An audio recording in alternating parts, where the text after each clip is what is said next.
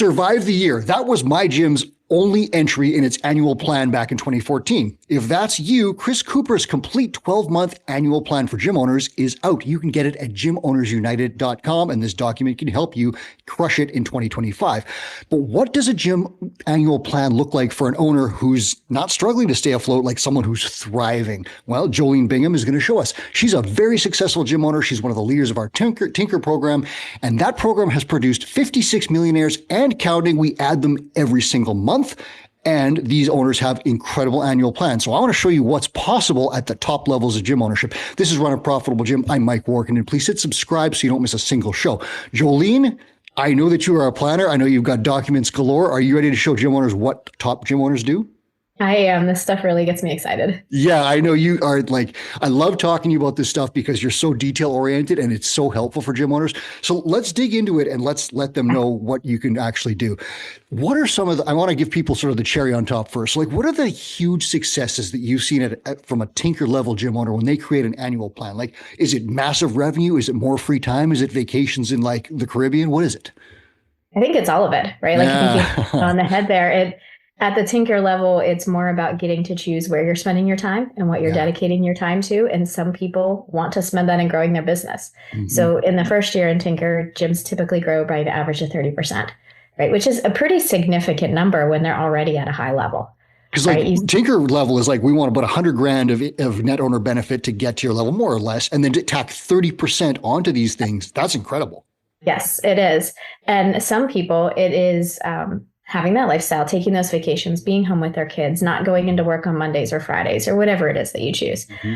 But what it really starts with, and I think what really makes it so successful that we do at the Tinker level, is we look out 3 years for their vision and where they want to be. Oh, so it's not just 1 year.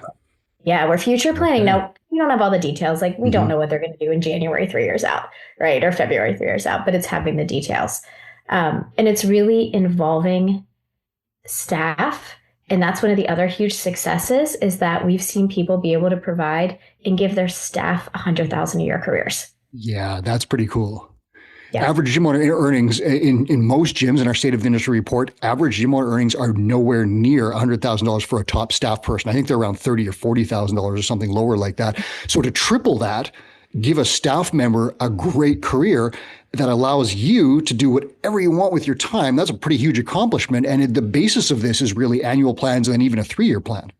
Yes. Yeah, I would say the basis of that is definitely the annual plan. We just need to know where they're going 3 years out. So those are the rewards, listeners, that's possible. It's essentially freedom of time. You can decide what you want to do. Do you want to work on your business? Cool. If you don't, do you want to delegate that and go to the beach with your kids? You can do that too. You have lots and lots of options. Do you want to open another business? All sorts of things on the table here, but you can't do it while you're spinning plates like I was doing in 2014 and just hoping that tomorrow the roof didn't cave in. So what are the main differences in an annual plan created by a newer gym owner and an elite gym owner? Like, is it detail? Is it scope? What is it? I think it's a little bit of both. At the core, they're the same, right? At the core, we have to talk about marketing. We have to talk about retaining clients that we have. We have to train our staff. But once your business hits that level, once you are making 100K or close to that, once you have staff, you have to actually involve them. So that's one of the main differences that I've noticed is when we hit a level where we're more, and not even elite, but where we're bringing in the amount that we want for ourselves and we're starting to provide careers for our staff, they have to be involved.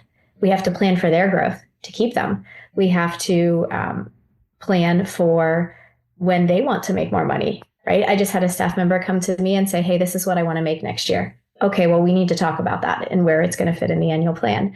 I think it also, we add more detailed key performance indicators or KPIs. So where in the beginning, you might be talking about, well, how many new members do I need? Or what is my average revenue per member? Now we might be dialing it down and saying, okay, what am I spending on marketing? How many clients do I need to bring in from that? And which area of marketing are each of my things or clients, not things, we're talking about people, where are each of them coming from? So it just gets a little bit more detailed and a little bit more extensive.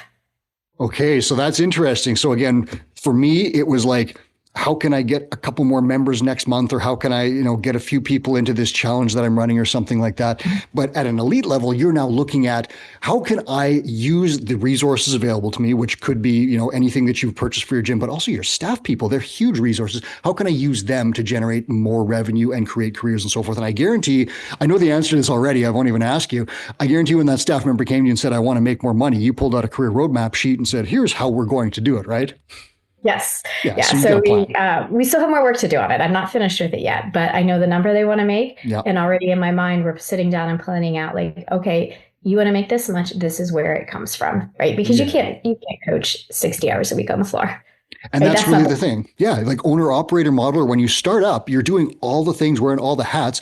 You can do that. Like hard driving gym owners work really hard and they'll put in those 60-hour weeks and so forth, but that's just not sustainable long term. And eventually, if you want to grow past a certain level, like to get past that 100K mark, you just can't do all the stuff. You need help. And that means that you have to be a CEO and you have to manage a team. And this is all the big level stuff that we're talking about. So where my annual plan survive the month. Now we're talking about like 3-year visions and so forth. So, what is a top gym owner trying to accomplish with this annual plan? Like, what's the main goal that they're trying to get out of sitting down and doing this 1 and 3-year planning? I think, well, two different things. I think growth, right? Like we're business owners. We always want to grow. And of course, we go through periods where we want to maintain because we're growing in other areas, but growth and focus. Mm-hmm. So an annual plan is perfect for maintaining your focus. And it doesn't matter what level you're at, whether you're at a new gym owner level or you're at an elite level, that the focus is growing your gym, growing your staff, getting more revenue or more net owner benefit. And then what we add on at the tinker level is, okay, now that we're making more of this, where do we plan to put our money for the year to provide for our future, right? So that now becomes part of our annual plan as well. It is, what is our investment strategy? What is our strategy for lifestyle? Where do we want to be? Do we have other areas of scaling? So it now involves looking at, are we opening another business or are we staying focused on our main one because we haven't hit all our targets there yet? Mm-hmm. Now, this is kind of like if I go back to my 2014 self where I'm just panicking about the day-to-day stuff, everything you just said is intimidating to me, right? I start to think like, Right. oh my God, like I can barely keep my stuff together here for the next week and month, and I'm worried about making rent and all these other things. It seems scary to me to think about wealth planning and legacy building and my kids and stuff. How does your Tinker program help people make that transition? Because it feels like a big speed bump to me. Yeah. And I think that's where it's important that you have to do the foundations first. Right. So everything that we do in the beginning is to lay those foundations so that we get to the point where it's not scary. Because if you just come in and you say, all right, I'm making $100,000 and now I need to plan for my future. It's like, what am I doing? I don't know where to go. Right. So we have to get those. What we do at a transition though, once gym owners are at that point, is we do an annual planning session all together as a group. And so we bring in some of these other elements and show people that this might not be where you're at right now, but these are questions to ask yourselves. These are audits. And then we work through it with them one-on-one. Okay. And that's interesting. So listeners, if you don't have the exact details, in our mentorship program, we have different stages that you go through. When you reach a stage where you've got your stuff together, your business is kind of running without you or with as much effort as you want to put into it, you're making a good income and you might be thinking about what's next. That's where the Tinker program comes in. And you start get into mentorship at a different level with Joleen and her crew, and they're going to help you make that transition. So it's not just like you go from starting a gym to this Tinker level thing. There is a nice transition that leads you all the way through it. And it's funny because I've talked to new Tinkers, and we were at the at Rogue Fitness headquarters in Ohio last was it 2 months ago. I remember chatting with some newer Tinkers, and they were like, "Man, I feel intimidated in this room." But by the end of the sessions, you could tell that they've started to figure out, here's how I fit in. I don't have to be here. I just have to have an eye on that trajectory. And you guys did a great job of showing them how to keep moving in that direction. Because when I look in the Tinker Facebook group, for example, I see people talking about my crypto investments, my beverage business, my extra stuff, like all these elite level stuff. And then I see some lower level Tinkers, some newer Tinkers who are saying, but then there's always this really cool thing that happens where these people mentor each other and help each other to roll, rising tide raises all ships. Like that must be cool for you as one of the leaders of the program to see that happen and have people, realize that they don't have to jump to that level. They can ascend to it. And I think that is one of the coolest parts of the program. But I think that also goes back to what we're talking about with the plan, right? So if you see somebody say, I made millions in crypto, right? Well, how did they get there? Where did they start? You can't just jump to that. right? They needed to learn about it. They had to have some money to invest in the first place. And I am not advocating investing in that without knowing anything about it. Right. But really, it comes from the fact of you see all these goals and aspirations, and that's where you have your vision. Like, that's where I want to be. I'm looking at that person who's further ahead of me, and that's where I want to be. Well, let's create your plan each year to get you there. And here's one of the really cool things about that too, is when you see these people posting about, crypto or real estate or whatever it is that they're interested in, they'll inevitably say, and here's a mistake I made that you can avoid if you want to do this too. And sometimes those mistakes that I see that they made, if you avoid them, you'll save like millions of dollars, or you'll get or hours or years of your life of experimenting back. And so some of these tips from these guys, it really, really helps. And I see lower level gym owners ascend even faster because they're avoiding the mistakes that Chris Cooper and I and you made back in 2014, and they're skipping through the bad stuff to get to the good part. And that's pretty cool. Let's talk about essential elements. Annual plan for a tinker. So what are some of the essentials in there that you guys are working through? What are we focusing on? Right. So in Tinker, we focus on 4 different areas. So we're focusing on their lifestyle. We're focusing on growing their leadership. We're focusing on growing their wealth, and then scaling in their business. So those are the 4 main areas that we're talking about. It doesn't mean that they all are as involved as the others, but we want to make sure that they're addressing and balancing all different ones. So in lifestyle, we might talk about, what are your non-negotiables? What are the things that you need in your life to still enjoy your business and still get happiness from your business? Like weekends with kids and stuff, right? Yeah. Weekends with kids, vacations, a month away from the gym, moving to a whole nother state, all of those different things. Yep. And some of them, it might be, I love being in my gym and I want to go there every day and I'm going to do that. I want to coach the morning class. There's a few of those. Yeah, there are people who love to do that. It lights them up and it makes the rest of their day good. And so we want them to keep doing that. Leadership, we talk about, what growth do you need to have over the next year? What are your weaknesses? Right? We've noticed a lot of times when people get stuck in their gyms, when they're kind of stuck at a revenue level, they just can't get above it, especially at Tinker, it's usually some leveling up of leadership they need to do. So they're holding their business back, right, for themselves. Yeah, you fix the owner, fix the business, right? Okay. Chris talks about that a lot. So we do a hard dive inward of, what are we doing that we need to either get better at, stop doing, start doing, all those things.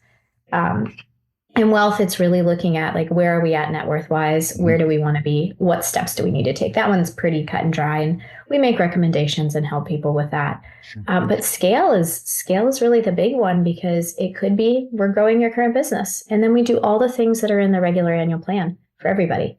We just might layer on some more marketing strategies. We might layer on some more staff development.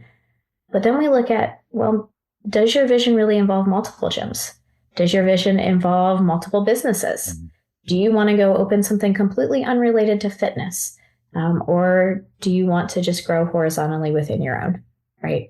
So key elements in that are staff development. Are you developing your staff enough to get where you want to be?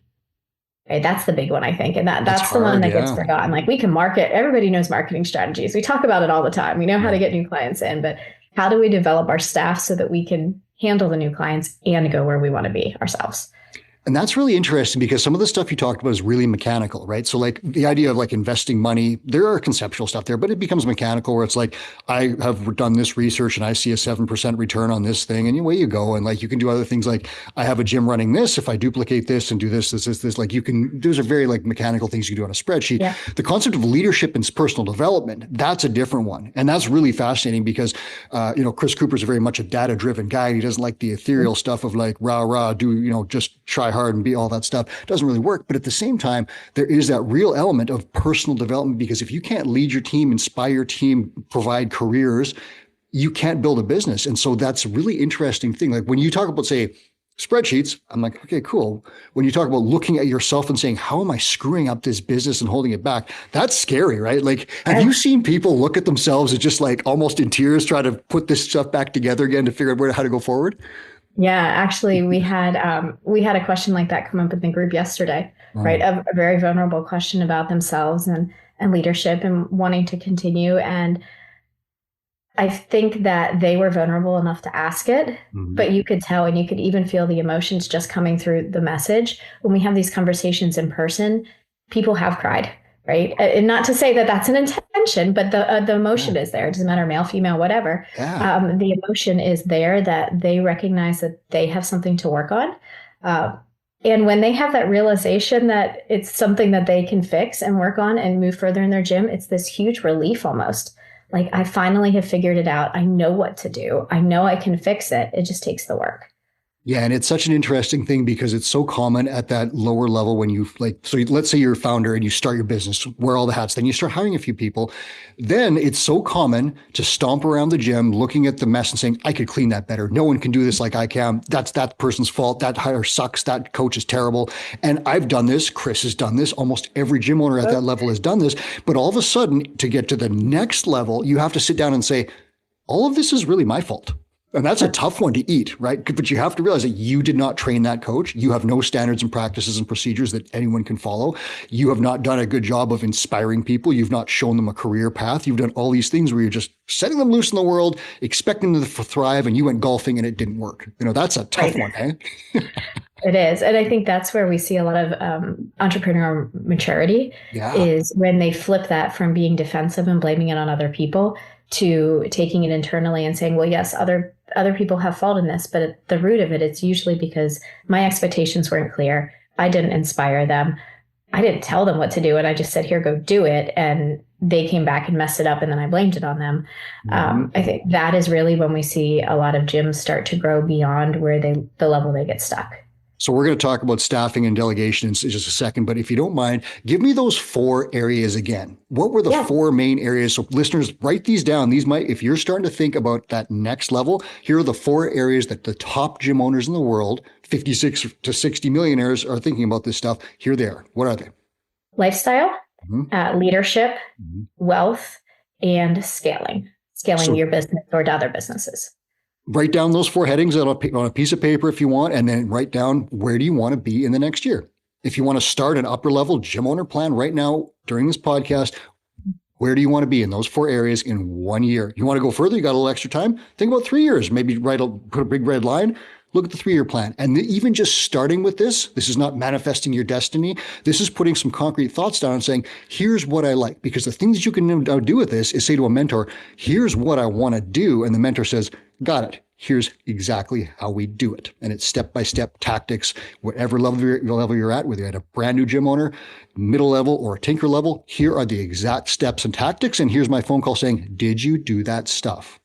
And that's the value of mentorship. Go ahead. I think you summarized that perfectly, because at the end of our annual planning checklist, and we do it a little bit like a checklist for tinkers, is a summary of their goals in each of those 4 areas.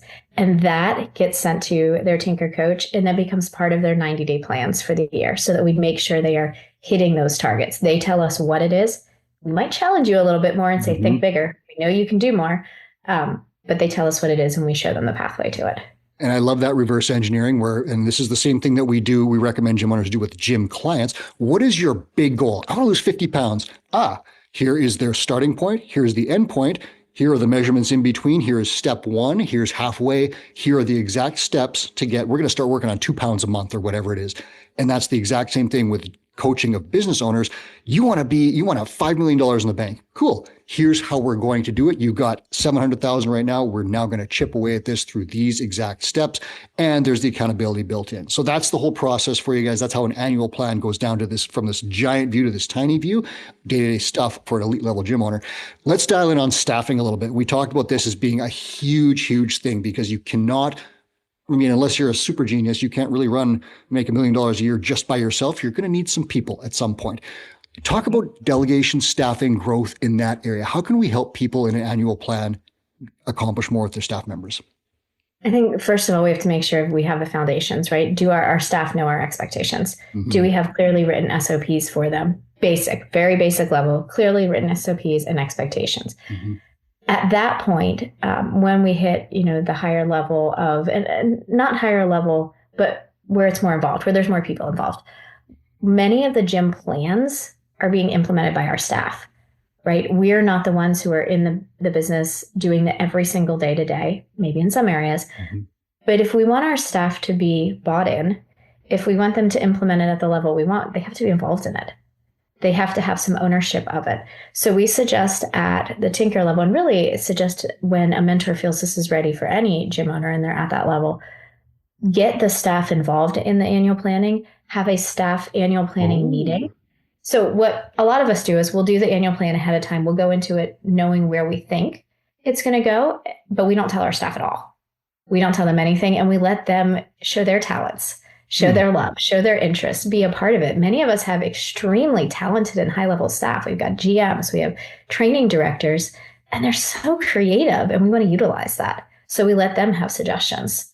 Now, at the end of the day, it becomes our plan and our business to make sure it fits in the vision of, but there's much more buy-in when we bring them into it. Is there any trepidation in doing that? Because I know that there's sometimes this idea of being crabby. I am at the pinnacle of the leadership and I can come up with great ideas. Is that something that we have to get over? How do you do that?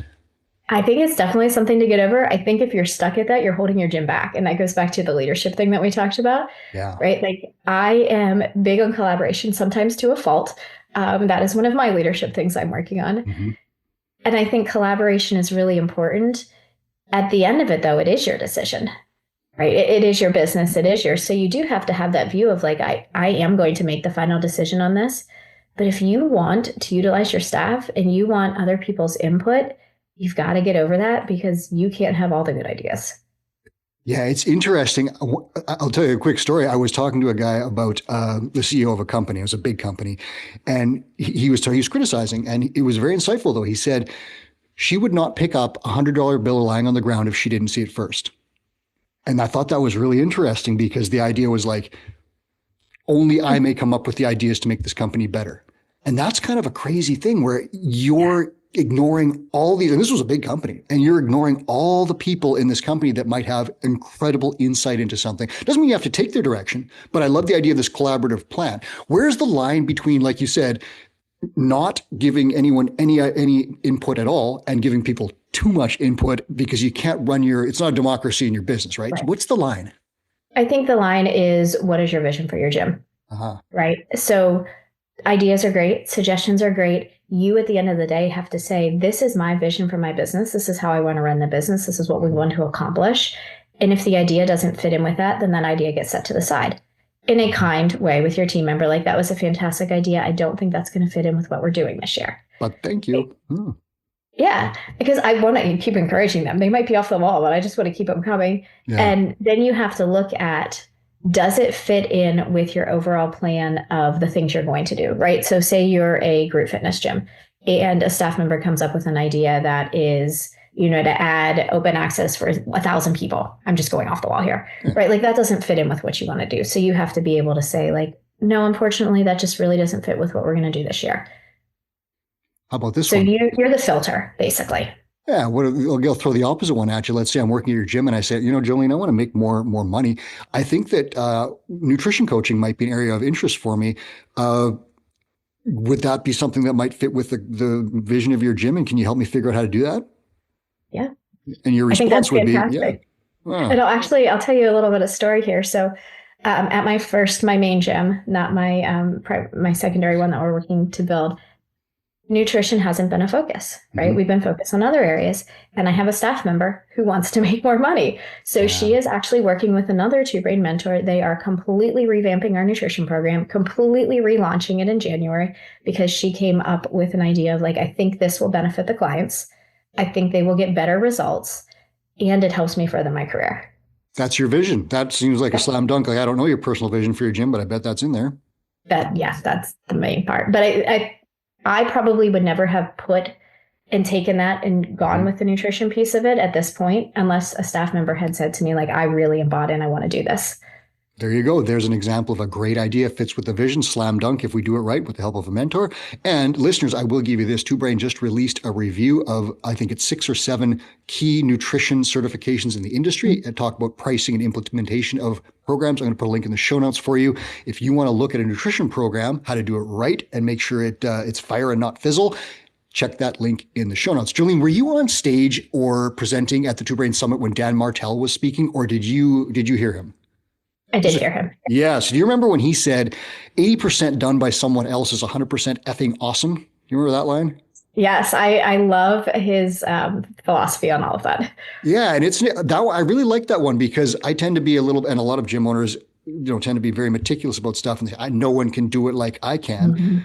Even 80% like you can is pretty good because that gives you all that time back to do tinker level stuff and grow your business with you. So if you're like, no one can clean like I can, who cares? Can someone get to 80%? Can you give them SOPs to get them to 80% so you can take your 4 hours of toilet scrubbing and then work with a mentor to say, I don't know, scale your business by 3x? Like that's a cool thing. And like, obviously you're doing this personally where you've had one gym, you're now building a second gym. You've obviously offloaded a lot of stuff. And I know you're meticulous. Is it hard to make that transition? Yes, even now, even now, I find myself. That's why it's called tinker. We're tinkering. Yeah, I have to pull back, and I have to say, yeah, you know what? yeah. I don't. First of all, I trust my staff, right? I trust them. They are better at that role than I am at this point. Mm-hmm, And if I keep my hands out of it, they're going to do a much better job at it. mm-hmm. And I'm just holding it back, right? By micromanaging people, as long as they're doing their job and they're meeting the expectations, I'm holding it back. Yeah. And if I'm focused on, oh, well, did that email get answered right? Or did that person get communicated in the right way? I can't plan the events or any of the organic marketing strategies or go take businesses coffee or anything like that because I'm reading emails. Yeah. So listeners, I'll give you this: strive for excellence and target that A plus 10 out of 10 bullseye.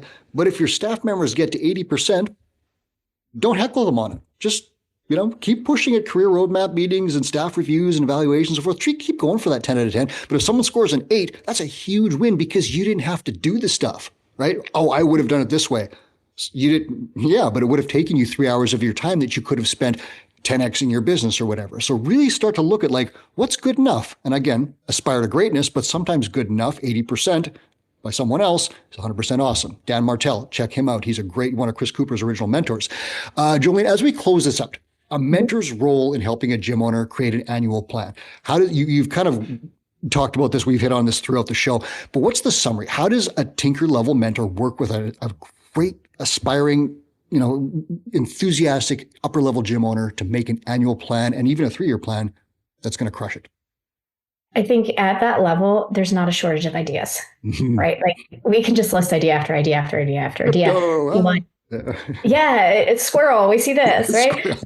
And we can do all of them. That's the thing. Like everybody at that tinker level has an idea. They can implement and effectively do them, but not all at the same time. So the role becomes at that point focus, right? A plan is great if you stick to it. If you don't stick to it, that plan means absolutely nothing. It will get you nowhere. So the mentor and the coaches in our Tinker program, they'll help keep you on track.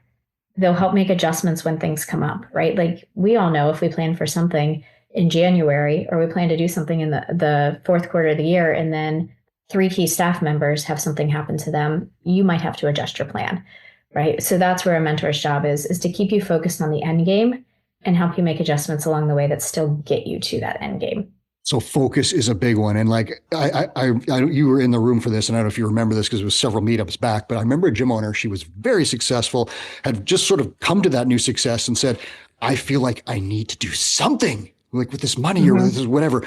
And on the hot seat, the group kind of said like, you haven't figured out what you want to do yet. Maybe doing nothing right now is okay. Right? Yeah. Don't just open a second gym or invest in crypto or start buying real estate because everyone else is doing it. Let's talk about what you really want to do. And that's where that vision comes in. Do you remember like incident? I'm sure this is not an isolated incident. Do you remember stuff like that? I do. I remember that.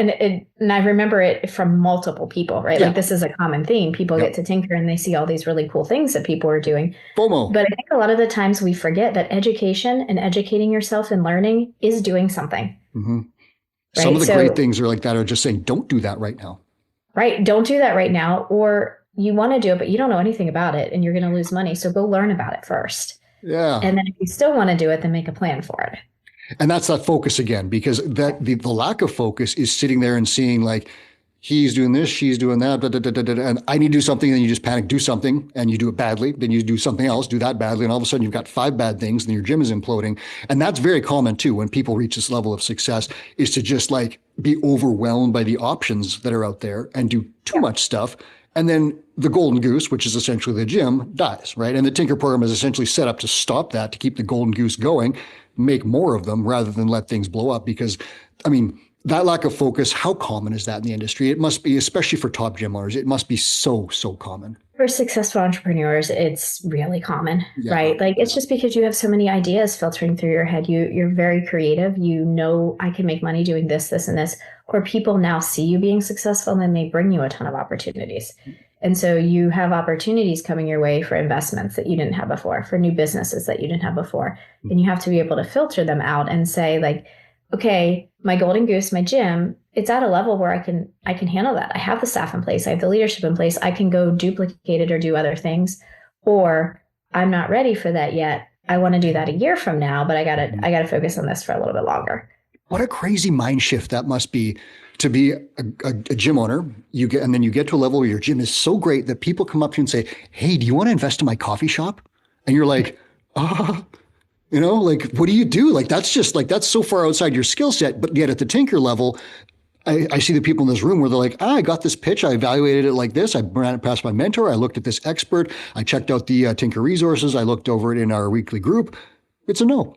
Or this thing is solid and I've decided this fits with my vision. And yeah, I am going to invest in this and here's how we're going to do it. Like, that must be so cool to watch that happen. It is. And it happens so much more often than people think about. Yeah. In the last week, I've talked to 2 gym owners about evaluating businesses. And the one is a slam dunk. Like they are going to move forward with it. Honestly, if they hadn't seen it, I would have loved to have been part of it. Like a slam dunk that they got approached by. Yeah. And the other one is just at the beginning of evaluating it. Gym owners have found that when they're at high level and successful, other local gym owners who aren't as much will, when they're ready to exit, will go to them and ask them to buy their businesses. And that's really, really cool because you have that whole system now. And I know there's tons of resources in this. And it's not like, is this a good business? It's spreadsheets, documents, analysis, projections, the whole thing. Like, is this a good investment by the numbers? Do I not? Because like back in the day, I remember this was maybe 2010. I remember meeting some of the first people that had opened their second CrossFit affiliate. And they were like these like legendary people who had 2 affiliates. That was just like, but they didn't do it on metrics and numbers and so forth. They just opened a second gym. And guess what happened? One was bad. The one supported the other one. The bad one died and almost took this first. Like, we've seen that so many times in this process. Now it's so easy to start looking at metrics and numbers and say, this is a great deal or not. And it's so cool how your tinker level mentors evaluate people like that. Give these people one more time the 4 things they should be thinking about as we send them out the door. I want you guys, listeners, take a piece of paper, write these 4 things that Joleen is saying down, and then sit down. 1 year, where do you want to be? Joleen, what do you got? 4 things. Like lifestyle. Yep. Where do you want your lifestyle to be? Not just vacations. Where do you want your happiness to be with lifestyle? Leadership. What do you need to do to grow as a leader to lead your team and your business? Wealth. Do you have a plan for your future and for your family and your legacy? And then scale. What do you need to do in your current business, or what is your plan for growth beyond that? Those 4 areas, if you start putting down 1 year where you want to be, you are going to make some progress toward that. And I'll tell you this on the way out the door, if you do not know how to get from where you are to what you've put down on that sheet in 1 year, a temporary mentor can help. Book a call via the link in the show notes. You can literally take this piece of paper and say, this is the stuff I want to do in a year.